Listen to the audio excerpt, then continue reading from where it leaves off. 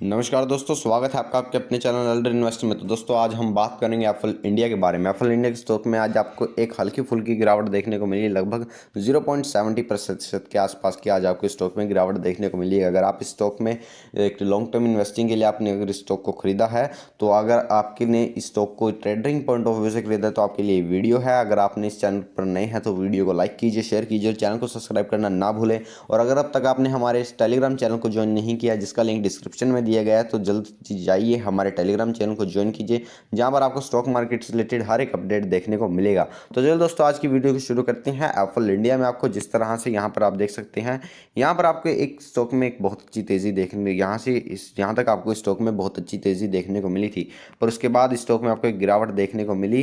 पर दोस्तों इससे पहले मैं आपको एक बात कहना चाहूँगा कि कंपनी के स्टॉक में आपको कभी भी, जिस तरह से एप्पल इंडिया एक फंडामेंटली स्ट्रॉन्ग कंपनी है, आपको लगता है कि देखिए अगर आप जिस तरह से आपने देखा कि फिलहाल कंपनी में लगातार आपको एक गिरावट देखने को मिल रही है कुछ दिनों से, और कंपनी के स्टॉक में अब आपको कोई मोमेंटम भी नज़र नहीं आ रहा। तो अगर आप एक लॉन्ग टर्म इन्वेस्टर हैं तो फिर आप एक लॉन्ग टर्म इन्वेस्टर, अगर आप एक लॉन्ग टर्म इन्वेस्टर होने के बावजूद ये बात सोच रहे हैं कि कंपनी के स्टॉक में कोई इतना अच्छा खासा मोमेंटम नहीं देखने को मिल रहा, कि कंपनी के स्टॉक में कोई इतना अच्छा खासा आपको हाइक प्राइस आपको इतना ज़्यादा तेज़ी से बढ़ते हुए नज़र नहीं आ रहे, तो आप एक लॉन्ग टर्म इन्वेस्टर नहीं हैं, तो आप सिर्फ और सिर्फ एक ट्रेडर हैं, आप एक सिर्फ और सिर्फ एक स्पेकुलेटर हैं। कि तो क्योंकि आप इन चीज़ों पर ध्यान दे रहे हैं कि कंपनी का स्टॉक इंक्रीज़ किया कि नहीं किया, चाहे कंपनी के क्वार्टर 1 की सेल बिल्कुल बकवास आए, चाहे क्वार्टर 2 की रिजल्ट की सेल बिल्कुल बकवास आए, तो आपको इन चीज़ों पर बहुत अच्छे तरीके से ध्यान देना चाहिए अगर आप एक लॉन्ग टर्म इन्वेस्टर हैं। क्योंकि अगर आप एक 10 साल के व्यू पर चलेंगे, देखिए अगर आप एक 10 साल के व्यू पर चलते हैं तो इस गिरावट से क्या फ़र्क पड़ता है, इस गिरावट से क्या फ़र्क पड़ता है, ओवरऑल लॉन्गर होराइजन आपके जो इन्वेस्टमेंट, आपके जो 1 लाख रुपया है वो आपका 1 करोड़ में तब्दील होगा, पर वो 1 लाख रुपये कभी 50,000 रुपये होगा, -50,000 होगा, -40,000 होगा, +50,000 होगा, +2 लाख होगा। इन चीज़ों पर आपको बहुत अच्छे तरीके से ध्यान देना चाहिए। पूरा अपने आपको अपने बिहेवियर पर बहुत अच्छे तरीके से कंट्रोल रखना चाहिए।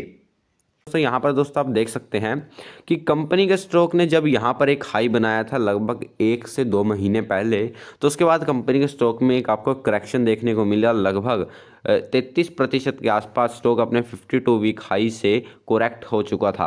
पर उसके बाद जब कंपनी के स्टॉक की न्यूज़ आई कि कंपनी का स्टॉक जब 5,000 से 5500 के आसपास कंपनी का स्टॉक ट्रेड कर रहा था, और इन स्तरों पर तो कंपनी का स्टॉक लगभग 4,000 के आसपास भी आ चुका था।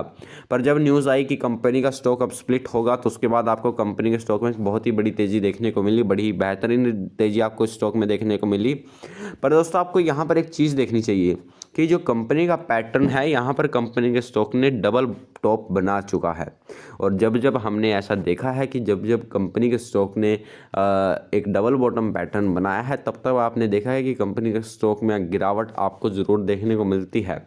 तो इसलिए दोस्तों आपको इन चीज़ों पर बहुत अच्छे तरीके से ध्यान देना चाहिए। मान लीजिए जो भी निवेशक यहाँ पर स्टॉक में फंसे थे, जिन्हें लगता था कि हमने ये स्टॉक महंगे वैल्यूएशन पर खरीद लिया, उनको यहाँ पर एग्जिट पॉइंट यहाँ निकलने का मौका नहीं मिला था, तो उन निवेशकों को यहाँ पर एक अच्छा एग्जिट पॉइंट मिला था। पर अगर वो फोमो के कारण कि ये स्टॉक यहाँ से भी और ऊपर जाएगा और निकल नहीं पाए थे, तो वो एक ट्रैप में फंसे चुके हैं। मैं आपको बताना चाहूँगा दोस्तों कि कंपनी फंडामेंटली बहुत ही शानदार है, पर अगर आप हरी करेंगे, बहुत ही हर चीज़ों में बहुत ही जल्दबाजी करेंगे कि स्टॉक एकदम नीचे से क्यों आ रहा है, क्योंकि आप यहाँ पर देख सकते हैं फिलहाल स्टॉक पे एक आपको करेक्शन देखने को मिली, और फिलहाल अब स्टॉक एक साइड वाइज पैटर्न चल रहा है। पर फंडामेंटली बात करें तो कंपनी की जो ग्रोथ है वो बहुत ही शानदार है। कंपनी के आने वाले वक्त में आपको बहुत अच्छी ग्रोथ देखने को मिल सकती है। पहले दोस्तों हम ट्रेडर के बारे में बात करेंगे, लॉन्ग टर्म इन्वेस्टर में हम ट्रेडर के बाद बात करेंगे। ट्रेडिंग पॉइंट ऑफ व्यू से इस कंपनी के जो अहम स्पॉट लेवल निकल कर आते हैं वो आप यहाँ पर आप दोस्तों देख सकते हैं। नीचे में अगर कंपनी के स्पॉट प्राइस की बात करें तो कंपनी का यहाँ पर आपको एक स्पॉट देखने को मिल सकता है। यहाँ पर दोस्तों आप देख सकते हैं कि कंपनी का जो यहाँ पर आप कह सकते हैं जो कंपनी का स्टॉक प्राइस है वो फिलहाल 1066 पर ट्रेड हो रहा है। अगर ये स्टॉक यहाँ से भी आपको गिरावट देखने को मिलती है तो आपको यहाँ पर इस स्टॉक में एक लेवल देखने को मिल सकता है जहाँ पर स्टॉक एक अपना ठहराव ले सकता है। और अगर आपको फर्दर यहाँ से गिरावट देखने को मिलती है तो कंपनी के स्टॉक यहाँ पर इन स्तरों पर यहाँ पर आपको एक गिरावट दर्ज कर और वहाँ से आपको बाउंस बैक देखने को मिल सकता है। नीचे में अगर स्टॉप लॉस की बात करें तो आपको लगभग 950 के आसपास 995 के आसपास का आपको यहाँ पर एक स्टॉप लॉस लगाकर चलना पड़ेगा। अगर ये स्टॉक इससे नीचे जाता है तो आपको यहाँ से और फर्दर गिरावट देखने को मिल सकती है। ऊपर में अगर रेजिस्टेंस की बात करें तो दोस्तों यहाँ पर आपको यहाँ पर एक रेजिस्टेंस देखने को मिलेगा, जो कि रेजिस्टेंस आपको निकल कर आता है लगभग 1140 के आसपास आपको स्टॉक में यहाँ पर रेजिस्टेंस देखने को मिलती है। अगर स्टॉक का प्राइस 1140 के स्तरों को तोड़ता है या ब्रेक करता है तो आपको यहाँ पर तेज़ी देखने को मिलेगी। तो दोस्तों आपको इन दोनों अहम लेवल को, जो आपका स्टॉप लॉस है और ऊपर में आपको जो रेजिस्टेंस फेस करना पड़ सकता है, आपको दोनों ही चीज़ों को बहुत ही ध्यान से, अगर आप एक ट्रेडर हैं, बहुत ही ध्यान से आपको इन चीज़ों को ट्रेल करना चाहिए। अगर आप एक लॉन्ग टर्म इन्वेस्टर हैं तो आपके लिए यहाँ से वीडियो शुरू होता है। तो अगर दोस्तों आप लॉन्ग टर्म इन्वेस्टर और आपने इस स्टॉक को इन स्तरों पर बाय किया है या फिर स्प्लिट की न्यूज़ आकर इन स्तरों पर आपने स्टॉक को बाय किया है और आप सोच रहे हैं कि आप इस फिलहाल स्टॉक में क्या करें, तो दोस्तों मैं आपको एक बात बोलना चाहूँगा कि फिर आप एक लॉन्ग टर्म इन्वेस्टर नहीं है। अगर आपने स्प्लिट की न्यूज़ सुनकर इस स्टॉक को बाय किया था, फिर आप एक ट्रेडर हैं, तो मैंने जो आपको स्टॉप लॉस और ट्रेडिंग ऊपर में रेजिस्टेंस बताए हैं, आपको उनको ट्रेल करना चाहिए। क्योंकि देखिए जो लॉन्ग टर्म इन्वेस्टर होता है वो हमेशा अपने स्टॉक को तभी बाय करता है जब वो गिर रहे हैं। देखिए स्टॉक अगर आपने यहाँ बाय किया था और यह स्टॉक यहाँ तक आ चुका था, तब एक बहुत बड़ी अपॉर्चुनिटी थी आपके लिए। मैंने तब भी एक वीडियो इसके ऊपर बनाया था कि आपको इन स्टॉक्स को ज़रूर खरीदना चाहिए, पर उसके बाद देखिए स्टॉक ने कितने अच्छे रिटर्न आपको बनाकर दिए हैं। पर दोस्तों मैं आपको एक बात बोलना चाहूँगा कि अगर आपने इस स्टॉक को for long term investing hold कर रखा है, चाहे आपने इन स्तरों पर बाय की हो, चाहे आपने इन स्तरों पर बाय की हो, फिर आपको इन स्टॉक्स को होल्ड पर रखना चाहिए।